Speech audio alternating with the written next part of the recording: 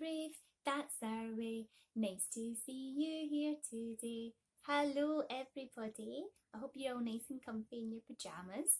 Me and City Llama are getting ready to read The Elves and the Shoemaker. Now I love this story because it's all about being kind and helping others, and I hope you enjoy it too. Off we go! "Can't you work any faster, dear?" said the shoemaker's wife anxiously. The shoemaker smiled. "Oh, I could work faster," he said. "I could cut out the leather from my shoes less neatly, and I could sew with bigger stitches. But I like to give the customers my very best workmanship, and that takes time." "I know, dear, but there's no money left over to buy more leather. You work so carefully that it takes you 2 days to make one pair of shoes." "I'm doing my best," said the shoemaker sadly. "My eyesight isn't as good as it was, and my fingers aren't so quick." The shoemaker continued to do his slow, careful best, but there was soon no money left to buy leather, and all his hides and sweds were used up. Only one scrap of leather was left on his workbench. "What shall we do tomorrow when there's no leather to sew, and when there are no more shoes to sell?" asked his wife. The shoemaker smiled. "Well, let's worry about that tomorrow." He spent all day cutting out a pair of shoes from the last of the leather. "These are probably the last shoes I shall ever make," he thought, "so they must be my best." When he went to bed, he left the cut-out shapes on his workbench. "I'm sorry we are so poor, my dear," he said to his wife as he climbed into bed. "You can only do your best," she said comfortingly. "You can't do any more."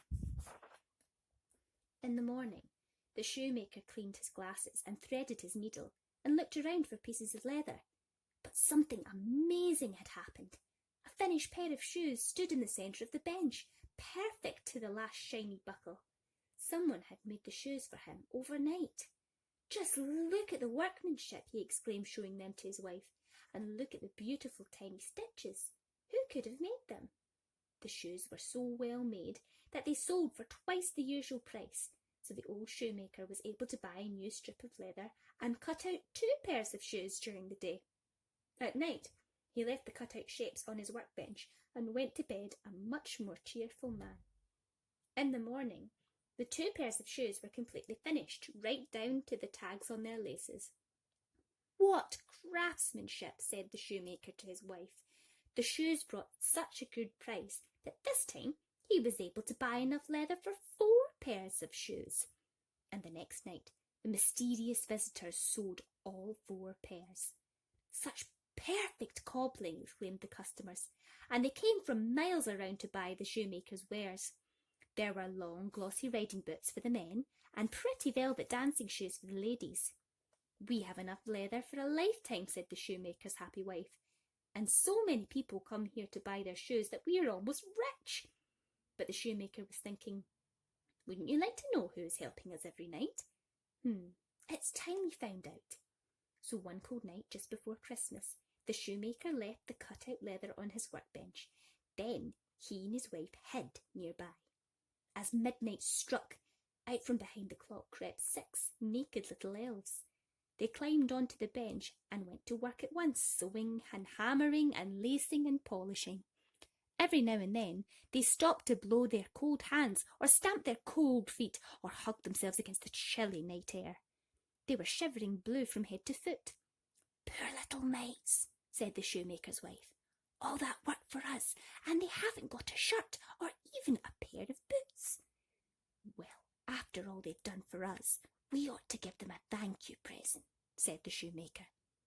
The next day, his wife was soon busy cutting out little shirts and trousers from some bright warm cloth. The shoemaker took out his finest needle and softest leather and made a handsome pair of boots for each elf. On Christmas night, they left their presents on the workbench and hid as they had done before. It was bitterly cold when the 6 little elves appeared. They were shuddering and shivering, and their breath turned white in the frosty air.